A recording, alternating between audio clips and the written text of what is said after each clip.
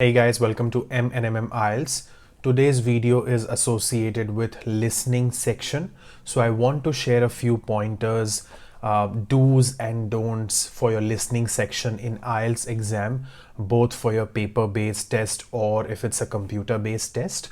So I would encourage you to watch the entire video and take notes, because a lot of times what happens is listening is one of those underestimated section, treated like an underdog.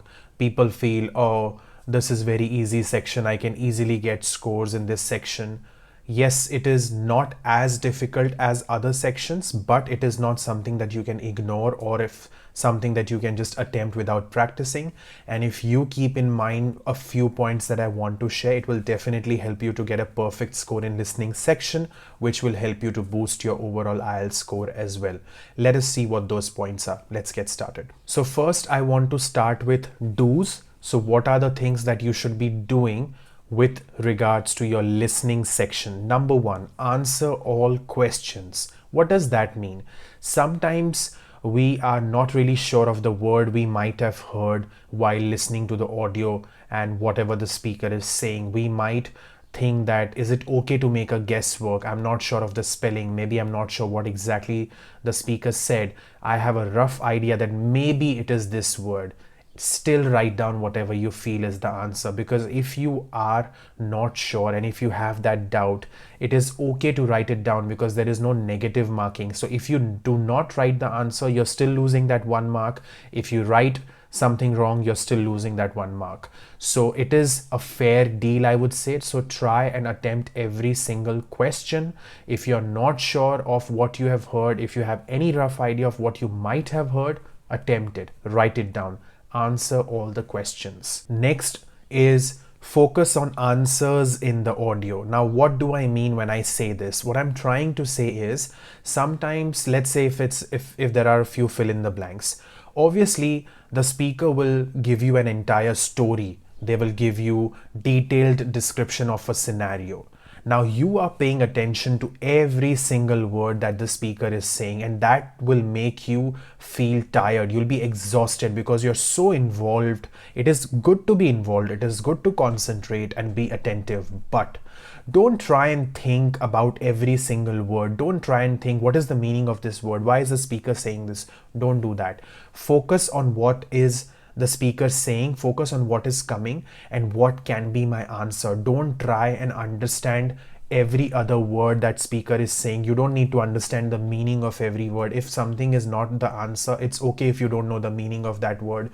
It's okay if you don't understand what the speaker is saying if it's not the answer. So don't take that pressure that why am I not able to understand the previous line. If it's not the answer, forget it, move on. Just focus on the answer, because you don't need to give explanation. You don't need to give explain the meaning of the words that speaker is saying. So just focus on answers. If you can write down those words, that's more than enough. Anything else, if you're not sure of what they are saying, it's okay if you don't understand the meaning of those words. The next thing that I want to share is, use your 10 minutes that you get at the end to transfer the answers correctly into the paper. So this is only for paper-based test. If you are attempting IELTS through computer-based exam, then you don't get these 10 minutes. You have to transfer it the moment you're writing those answers down. You don't get that extra 10 minutes at the end of the section, the question, which you get only in paper-based test. What I'm trying to say here is, if you are going for paper-based test, use those 10 minutes at the end efficiently. Make sure you do not get overconfident. Oh, the question was very easy, the words are very easy, the spellings are not that difficult. That's okay. Check every word you have written, write down every single word properly, and then make sure that you give a good proofread before you just move on. Okay, so those 10 minutes, they need to be utilized productively. Again, in those 10 minutes, you have to make sure that after you finish writing all the answers, go through every single answer you have written, check the spellings, check if the first letter needs to be capital, if it's a proper noun, if it needs to be capital or not. Have you accidentally put it capital, and have you accidentally used lowercase and it should have been capital? These small little things, they need to be checked, because sometimes what happens is You know what is the right answer, you know what is the right spelling, you know if it should be capital or lowercase, but you may be stressed, you are having that pressure of exam, and because of that you might have made an error, or because of that, that heat of the moment when you're in rush to complete the question, you might have made an error. So it's always a good practice to check before you move on. The next is listen till the end. What am I trying to say over here when I say listen till the end? Sometimes what happens is we are listening to the audio, we might have heard a word and we feel, oh, I've got my answer. But then you know how if you're practicing listening section, you will very well connect with what I'm trying to say. Then you know how with the audio, when the audio moves ahead, moves forward, suddenly the speaker might change the answer. So for example, let's say there is a question that says, what are the ingredients in pasta? Okay, and then there is sauce, there is cheese, and then there is a dash. Let's say that dash is black pepper. The answer is black pepper. So in the audio you might get, I like to add sauce, cheese, and also black pepper to my pasta. Now because sauce and cheese is there and you've heard black pepper, you'll straight away write down the answer, black pepper. Now you are like, okay, I've got the answer, I'm done with this. Maybe if it's the last question, you're like, oh, I'm all set and done, let the speaker talk. But what if the speaker after 2 lines says, oh, actually I now remember that I accidentally said black pepper, it is not black pepper, I like to add chili powder. So now the speaker has changed the answer from black pepper to chili powder. But your answer is still black pepper because now you're not listening to the audio carefully. They can always manipulate and change their answers at any moment. So you have to be attentive till the last word. When the speaker finishes, when the speaker ends the talk, the speech, or whatever they are talking about, that's when you are like, okay, I'm done with listening. But don't assume that the answers won't get changed at the end. Not always they get changed, but they can get changed sometimes. So listen till the last word. The next is take notes while listening. So when you are listening and if you are going to give paper-based test, make sure you're taking good notes of what you're listening. Obviously, you will not write it in a good handwriting, proper handwriting while you listen. You can quickly write down the answer and then you can fare it at the end. But don't rely on your memory. I have seen a lot of students, they say that they have a very good memory. I agree, you might have a very good memory. Please don't take any risk or any chance. Make sure you write down every single answer while listening to the audio, and at the end, if you're giving a paper-based test, at the end, write down the answers properly in the blanks. But if you're giving a computer-based test, you have to write down the answers then and there. Write down the full word. Don't write down half of the word. Maybe you will not remember at the end what that word was because you won't have time to make fair work, okay? So then and there in computer-based test, write down the complete answer. In paper-based test, you can quickly write down the answer and then later you can write it properly in the blanks. Okay, so make sure you take notes and do not rely on your memory. This is one of my favorite, I would say, and one of the most important. Please read the question carefully. Understand what are they asking for. Are they saying give 2 or more words in your answer? Are they saying not more than 1 word in your answer? These things are very important. They might have said not more than 2 words in the answer, and then you go and write down black pepper and chili. But they have said not more than 2 words. So you cannot write black pepper and chili. You can write black pepper or you can write chili because that is not more than 2 words. Reading the question before attempting is extremely important to have a clear understanding of what is expected out of you. Once you know what is expected out of you, it is then safe to attempt the question and answer accordingly. That's when you get your score. This is again very basic, but again important. It is listening section, so your headphones need to work properly. You should be able to listen to the audio very clearly. So make sure you test your headphones before you start your exam. But sometimes what happens is when you test, the headphones are working fine. They're working like they're in a proper condition. However, once you start the exam, there might come a point where there is some technical error and the headphones are not very clear. Please do not hesitate to raise your hand, call the person who is there in that room, as in the teacher or the invigilator, the examiner, whosoever is that there in that room. Raise your hand, request them to come to you, and please share the concerns you have, the problems you have, what are the challenges you're facing while using that headphone. It is important to tell them that this headphone is not working properly. Don't be scared. Don't think if I call them I'll be getting any negative marks or anything like that.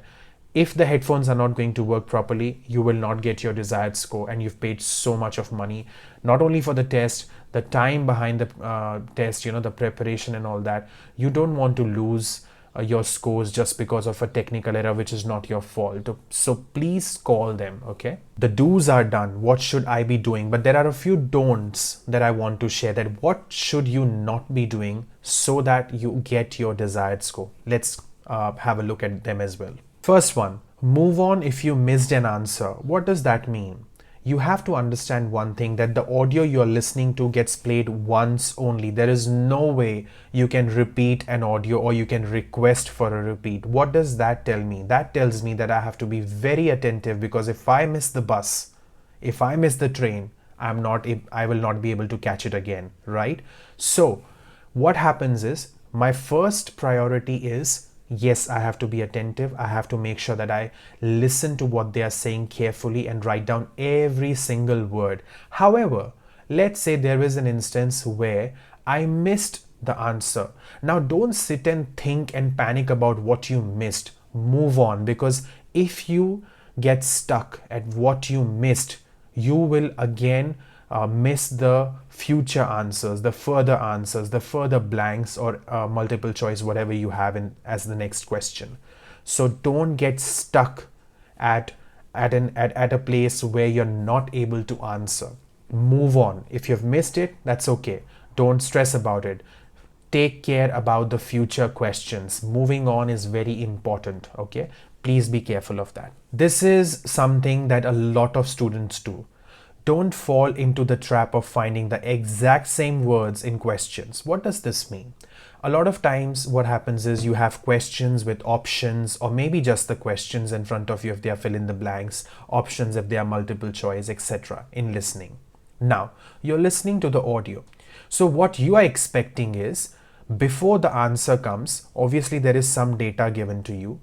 You are expecting the speaker to use exact same words that you have on your computer screen or on your paper.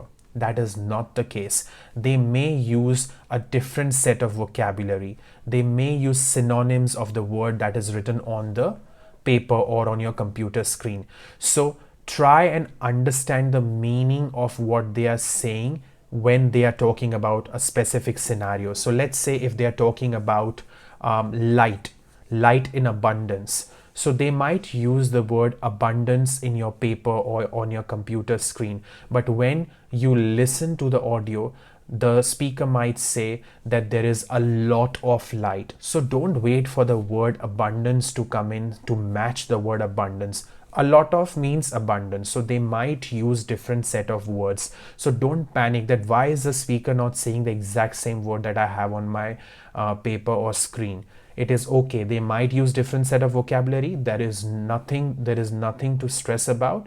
Just make sure that you focus on getting the right answer and don't try and match every word that you have with what the speaker is saying. This is something I have discussed a few minutes ago when I was talking about headphones, so I'm not going to repeat it.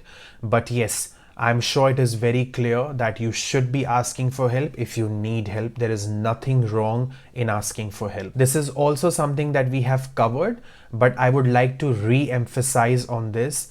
Do not try to understand every single word. Sometimes what happens is we forget that we should be focusing on the answers, and we want to understand the meaning of every word that the speaker is saying. And let's say if they use a very difficult word and we don't know the meaning of it, we start panicking. Oh, what was that word? Can I use that word somewhere in my writing? That word was really nice. What should have been the spelling of that word? I don't know the meaning of that word. Please don't do that. When you're doing listening, only focus on what you should be focusing, and that is, I have to write down my answer. That's it.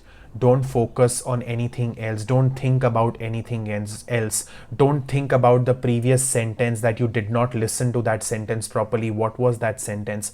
Don't try and make sense of the entire story that has been told to you. You are not supposed to get connected to the story. Just listen to the speaker and write down your answer and move on. I hope these do's and don'ts did make sense to you. Whenever you prepare for your listening section, make sure that you go through this list every time before you start preparing, because sometimes it is easy to prepare, but when you sit for your exam, these do's and don'ts really help you, because that's when you're like, yes, this is what I shouldn't be doing, this is what I should be doing, and that just makes your life easy. You can quickly finish your paper, you can get your desired score, and you don't have to reattempt for your test. I wish you all the luck, and if there is anything that is bothering you in IELTS, please put that in the comment section below, and we are more than happy to address those concerns, make videos on those topics, and help you as much as we can. Bye for now.